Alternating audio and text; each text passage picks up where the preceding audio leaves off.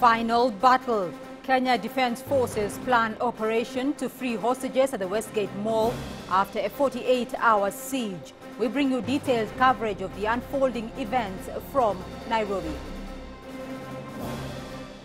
Hello and welcome to Africa Live on CCTV News with me, Beatrice Marshall in Nairobi. Also coming up on the program, Ethiopia is cashing in on a boom in its gold sector. We look at plans to develop the sector.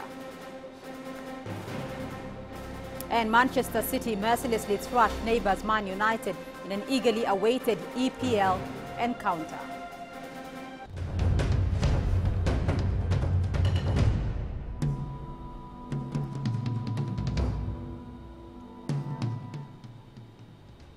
We begin with the continuing tragedy here in Nairobi, Kenya, where heavy and sustained gunfire continued on Monday at the Westgate shopping mall, where at least 69 people have been killed by attackers who took siege of the complex on Saturday. Now, the Kenyan Defense Forces say most hostages have been rescued, but the Kenya Red Cross says 68 people are still missing. CCTV's Maria Galang reports. The siege enters its third day on Monday.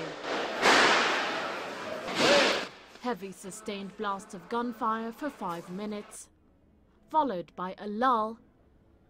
Shortly after, a series of small sporadic explosions occur, suggesting an assault by Kenyan security forces. The death toll currently stands at 69.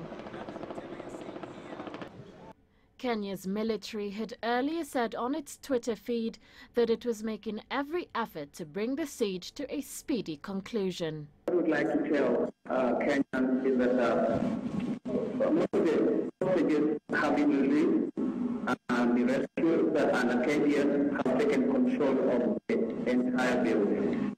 When asked about the gunfire, Kenya's military spokesman, Colonel Cyrus Aguna, said he could not comment. So far, there is no word on the fate of the people said to be held by a dozen or so gunmen in the mall. But the military has confirmed that the remaining hostages left number at around 10. Al-Shabaab in Somalia said its fighters were demanding Kenya pull troops out of Somalia, where they have put the Al-Qaeda-affiliated group on the defensive for the past 2 years. Survivors' tales of Saturday's military-style lunchtime assault by squads of gunmen hurling grenades and spraying automatic fire left little doubt the hostage-takers are willing to kill. And those gangsters shoot all the people who are just seeing. First of all, they just spoken by saying, we are the Al-Shabaab militia.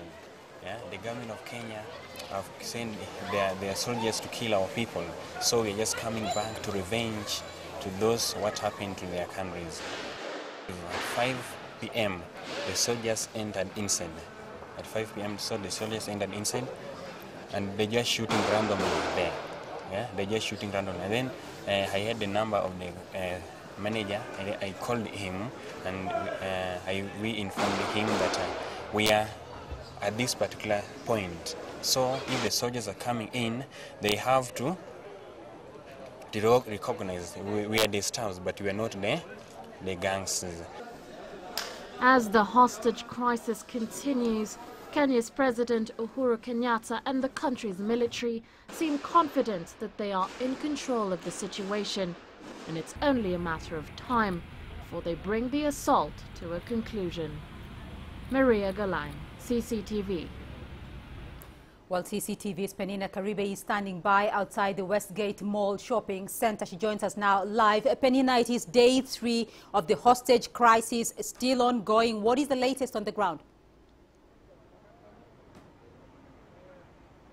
Well, Beatrice, first and foremost, you have to look behind me and see there's a flurry of activity here. You can see a battery of journalists here. A group of religious leaders have actually just come in now. They have sung the national anthem and then prayed. And this is a show of support and solidarity with the Kenyans who are being held hostages in there. We do not know whether they're all Kenyans, whether they're also foreigners held hostage there. But this is one of the latest developments that we've witnessed here. And also about 40 minutes ago, there was an exchange of gunfire inside at the mall, which is right behind me. We do not know know if there were any casualties or fatalities from that exchange, Beatrice, but we did see a KDF ambulance driving out of here. So speculation is that perhaps one of them may have been hit by that exchange of fire. Now, taking you back to early this morning, Beatrice, there was a heavy exchange of fire between the KDF and the attackers inside the mall. We do understand from reports from the government that some hostages were freed. However, we do not have a clear number of how many were freed. We also do not know if there were any attackers inside that were killed in that exchange of fire, Beatrice. Penina, there are some hostages, as you mentioned there, that have been released this morning. Do we still have an indication of the number of people that may still be inside the shopping mall? Well, there's been little information forthcoming, which security forces have been a bit hesitant to bring out that information. And the reason they say they are hesitant is because it's still very much a fluid situation, developing very fast. So we do not have a clear number of how many are inside. However, as of yesterday, the government number that was released was 30. But now, given reports from the government saying that some were released early this morning, we do not know, Beatrice, how many could still be inside. We also do not know how many attackers could be inside. There were reports and confirmed, I might add, this morning that 3 of the attackers were killed in that early morning raid. However, this, as I said, Beatrice, is unconfirmed, so no official figures yet how many attackers are inside or how many hostages are inside. Penina, President Uhuru Kenyatta did indicate yesterday that for the moment this remains a Kenyan security forces project, though. Do we have an indication of if there are any other security forces from outside the Kenyan borders that are assisting the Kenyan Defense Forces? Well, from here on the ground, Beatrice, no. All indications from where we stand are that it's very much a Kenya-led offensive. We've been seeing a heavy presence of KDF here, as well as other security forces, anti-terror unit, for instance, all milling around here, driving in with heavy weapons, I might add. But what we're getting from unconfirmed reports is that the Israelis have sent what they're calling security advisors. We also understand that Americans as well may have sent some security advisors. Now, the local daily this morning, Beaches, are also reporting that FBI officers may be in the country trying to assist the Kenya Defense Forces in getting the hostages out and also in just basically securing the mall. However, Beaches, no official confirmation from the government as of now, and from the ground we haven't seen any other foreign assistance except what we are seeing here as the KDF efforts, Beaches. Well, Penina, it is now exactly 36 hours, 3 days since the hostage crisis began there. Are there any signs, though, that this may come to an end soon? Because the Kenya Defense Forces have been saying since yesterday that they want a speedy end to the hostage crisis. Well, here's the thing, Beatrice. It's very difficult to tell. Sources here on the ground indicate that the KDF are calling this the final assault, but we do not have any official word on what exactly they mean. Are they trying to end it today? Perhaps this may continue well into the night. All indications at the moment point to the fact that this might continue well into the night. Now, I can tell you that it's a very much active situation. Just like I mentioned to you earlier, Beatrice, about 40-50 minutes ago, there was an exchange of gunfire inside. We understand that the attackers are holed up in a place that is bulletproof, so it may be difficult to attack them from outside. But then again, that's the word on the ground, not confirmed by the security forces. So, Beatrice, as of now, it's a very fluid situation, developing every hour, every minute. Very difficult to point out when this is going to end, but all indicators are it may well drag into the night, Beatrice. All right, CCTV's Penina Karibe joining us there from the Westgate Mall. Thank you very much for your updates, and we will continue bringing you all the very latest updated information from the shopping mall and the hospitals as that situation develops. Well, judges at the International Criminal Court on Monday adjourned the trial of Kenyan Deputy President William Ruto for a week to allow him return home and deal with the hostage crisis at the Westgate shopping mall that has left at least 68 people dead. Now, Deputy President William Ruto's lawyers had asked judges to meet in an emergency session on Sunday to adjourn the trial. Ruto and Kenyan President Uhuru Kenyatta face charges of crimes against humanity in relation to their role in coordinating a wave of violence that swept Kenya in the aftermath of the country's contested 2007 elections. President Kenyatta and his deputy are complying with court summonses, but have previously asked to be excused from attending every session in view of the responsibilities attached to the high offices they both hold. Well, responses continue to pour in from various world leaders. United Nations Secretary General Ban Ki-moon condemned the attack on the Westgate Mall, confirming that a former UN employee was among the dead. I'm saddened to report that the retired staff of UNICEF was among those killed in the attack. I offer my condolences to his family. I have spoken to President Kenyatta, and I remain in close contact with Executive Director of the United Nations at Nairobi, Ms. Saleh Work-Joyde, as this emergency continues to unfold. This is a time of shock for all Kenyans and all, including the UN family, who are proud to call Nairobi home. I express my solidarity with them at this moment of grief and loss. The African Union has branded the Westgate attack as cowardly and is vowing to step up the fight against Al-Shabaab in Somalia. CCTV's Gerum Chala has more. Commission Chair Nkosazana Dlamini-Zuma is leading the African Union's response. She's condemning the attack and expressed solidarity with the government and people of Kenya. Now, Al-Shabaab has been seeking to justify the attack by citing Kenya's military involvement in Somalia. That operation, of course, is part of a wider African Union mission to crush Al-Shabaab. There are also troops on the ground from several other countries, including Uganda and Burundi. Dlamini-Zuma says that mission will continue, and that the Westgate massacre underlines the imperative for renewed efforts to combat terrorism in Africa. Grumchala, CCTV at the African Union headquarters in Addis Ababa. Well, messages of condemnation have also been pouring in from Uganda, a country that is also involved in the peacekeeping operation in Somalia.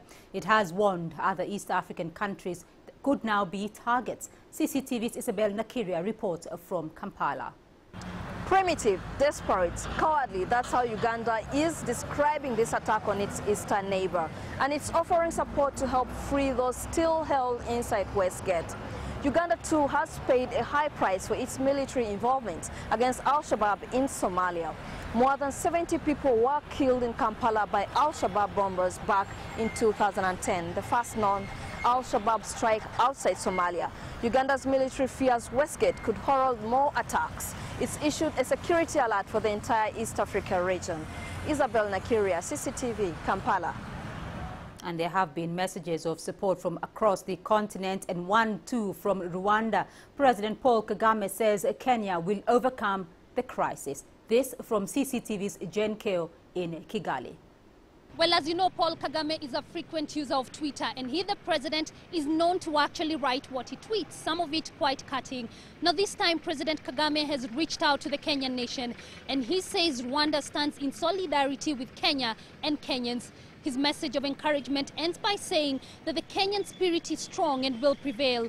Rwanda, of course, has had more than its fair share of trauma in recent years. And even now, there are sporadic grenade attacks here in Kigali. Now, these are frequently blamed on groups sympathetic to the perpetrators of the 1994 genocide. Jane Keo, CCTV, Kigali, Rwanda. Armed gunmen stormed the Westgate shopping mall in Nairobi on Saturday in what is the worst terrorist attack the country has experienced in recent years. Now claiming responsibility, the Al-Shabaab terror network blamed Kenya for its peacekeeping efforts in Somalia. CCTV's Mohammed Hirmoge has more from Mogadishu. Somalia's Al-Shabaab has claimed responsibility for the attack and siege at the Westgate shopping mall in Nairobi.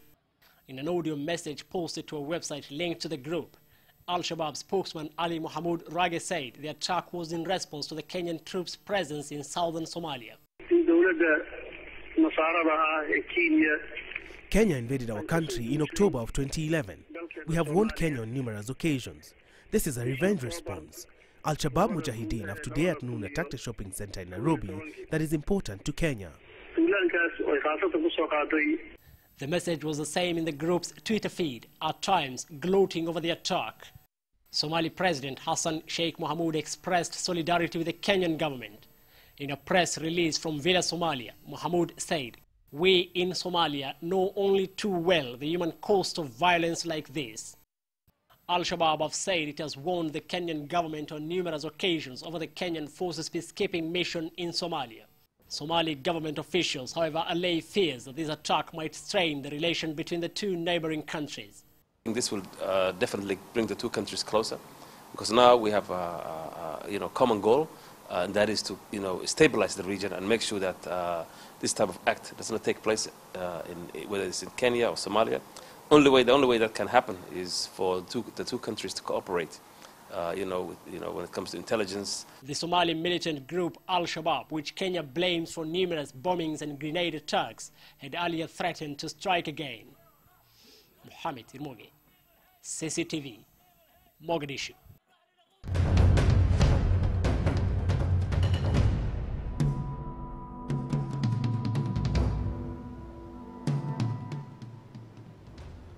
You're watching Africa Live on CCTV News. Coming up. Pushing on, defiant Sudanese President Omar al-Bashir set to travel to the United States for a UN General Assembly. And Senegal cracks the whip to end transport chaos.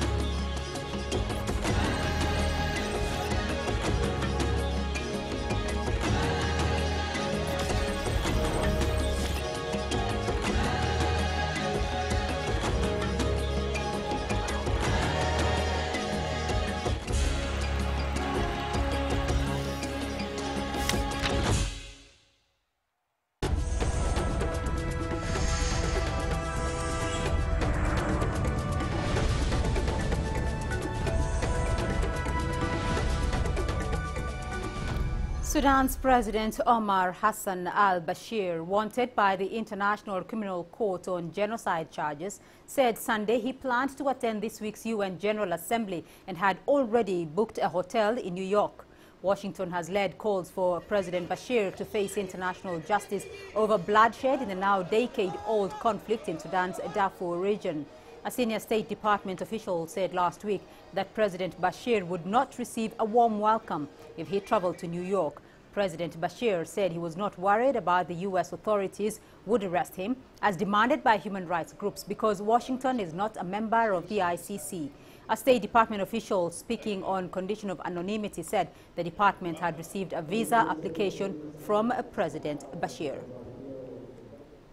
Now, Egypt's new constitution, replacing the one suspended after President Mohamed Morsi's ouster, will be put to a referendum by the end of November, a spokesman for the panel drafting the charter said on Sunday. The charter would lead to parliamentary and then presidential elections by mid-2014. And this is according to a timetable set by military-installed President Adli Mansour in July. Now, the 50-member panel started its work on September the 8th with 60 days to finalize the document according to Mansour's timetable. Mohamed Salmalwi said the panel, which has been divided into 6 subcommittees, has already approved about 1/3 of the articles, especially those dealing with human rights and liberties. I can almost tell you that about 1/3 of the Constitution, the articles of the Constitution, has already been accepted without any problem. But this is the easy part of the Constitution. The more controversial topics are still to be discussed and, are still under discussion, and we have not reached any decision about them. Well, Senegal has some of the cheapest public transportation in Africa. Buses, taxis, even horse-drawn carts compete for passengers, but it is chaotic, often dangerous, and officials are now struggling to improve that safety. CCTV's Desiree Cannon tells us more. There is certainly no shortage of choice for getting around Dakar. Locals prefer station wagon known as Set Plus from Frank for 7 seats, because up to 7 people can be packed in. There are also Western-style taxis and so-called bush taxis, and then these, the car rapid. They go slowly and stop anywhere. To many, the car rapid is a symbol of Senegal, particularly its road. Public transport in Senegal is becoming more and more challenging. The price of diesel has risen and police officers cause us many troubles on the road. In addition, passengers have no respect at all for us.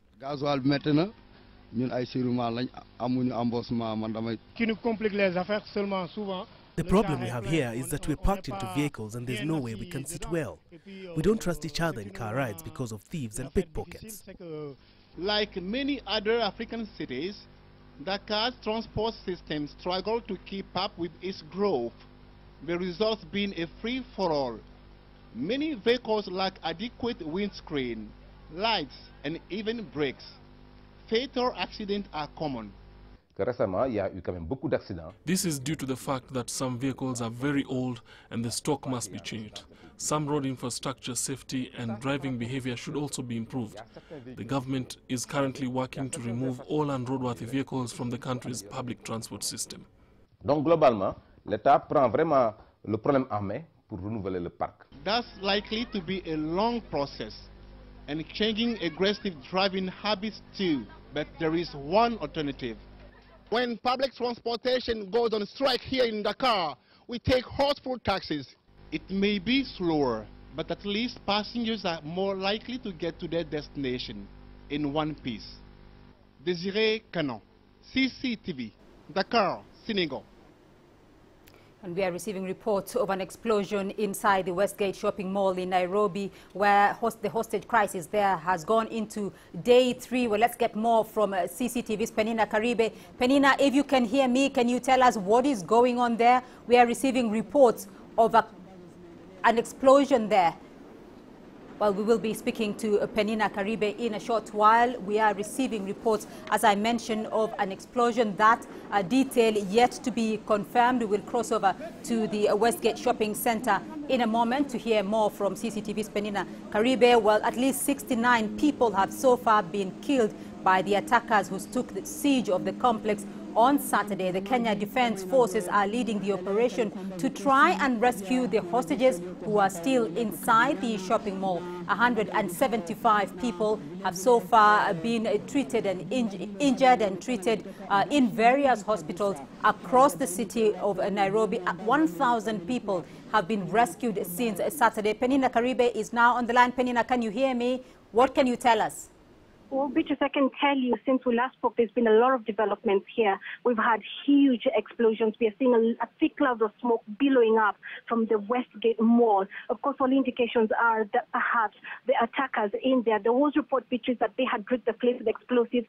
So speculation right now is right that they perhaps may be the ones that have blown up the place. We do not know exactly what's happening inside, but I can tell you, following those explosions, about 5 of them, and a huge thick cloud of smoke billowing, there was also a lot of heavy gunfire that we had. There was a huge crowd of onlookers that were attracted and were curious to find out what's happening. The police, as well, trying to push the crowds away, have thrown tear gas canisters at them. So the whole place, which I can describe right now, is chaotic. People have been cleared from this area. There was a lot of heavy gunfire exchange between the KDF and the attackers inside the Westgate Mall. And right now, Beaches, all we can see is a thick cloud of smoke. Right now, as we speak, it's a little bit quiet, but for how long, Beaches, we do not know. Well, we are seeing those pictures courtesy of KTN, of course. They're coming out of the Westgate Shopping Center, and we can see smoke billowing in. Penina, I know you're quite a distance from the shopping center itself, but what can you see from where you are? Can you see the defense forces? Can you see people scampering? What can you see?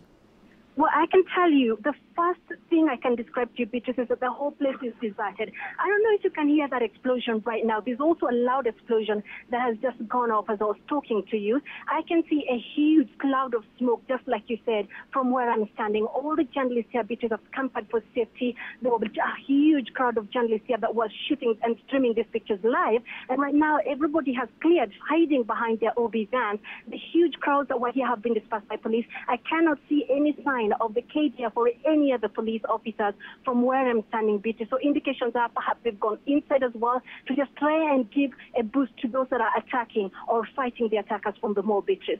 All right, Penina, we can see that cloud of smoke there billowing. Is there any indication that the building itself is about to collapse? Is there any indication at all of what exactly is going on, is happening there?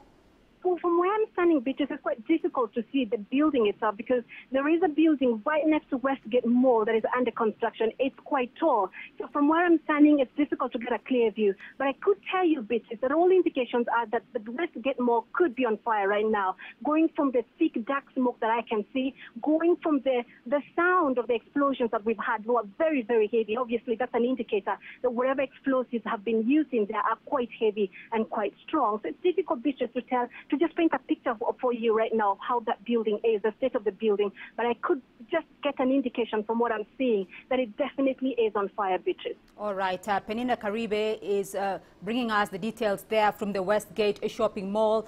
You can see the live pictures coming to you there from Westgate shopping mall, where hostages, we are receiving reports, are still inside the shopping mall itself. We have been watching that development for the last 3 days. It's now 36 hours since the hostage crisis began. The Kenya Defense Forces are leading that operation, but we understand there might be some outside assistance over that situation. We understand that there have been 3 explosions now coming out of the shopping mall itself. We do not know if there are more casualties, but so far 69 people have been confirmed dead from that hostage crisis. 175 have been injured. Over 1,000 people have been rescued so far since Saturday, but we also understand that there are still terrorists and hostages inside the complex. We will bring you more details as we continue now. Let's move on to other stories of the day. In Sunday's most anticipated English Premier League clash, Manchester City faced Manchester United at the Etihad Stadium in what was expected to be an evenly matched contest. But the city's citizens were already 2-0 up at the break, courtesy of Sergio Aguero's early volley and Yaya Toure's stoppage time touch. United's hopes for a second-half comeback were quickly shattered by a second Aguero goal just 2 minutes after the game resumed. Samir Nasri added insult to injury 5 minutes later, firing a volley between United keeper David De Gea's legs after a perfect cross by Jesus Navas. Although Wayne Rooney scored a superb free kick a few minutes from time, it was from enough for United manager David Moyes. Let's now take you back to the Westgate shopping mall in Nairobi, where we understand 3 explosions have been heard from that shopping mall there. We are bringing you now live reports from there. Penina, give us the details. Can you hear us? Well, those are pictures coming out of the Nairobi shopping mall there in Westgate, where we are now told some explosions have been heard from there. We do not have the exact situation. We do not have the exact reports of exactly whether the building is on fire or what those explosions are.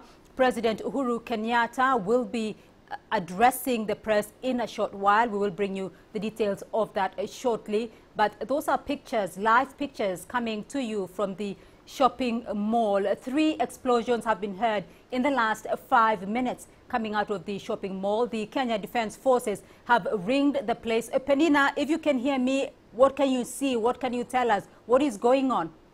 Well, Beatrice, right now, in the few couple of minutes after speaking to you, there is a Kenya Defense Force vehicle that has driven out at high speed with very heavily armed KDF soldiers. We do not know where they were headed. We do not know what's happening inside.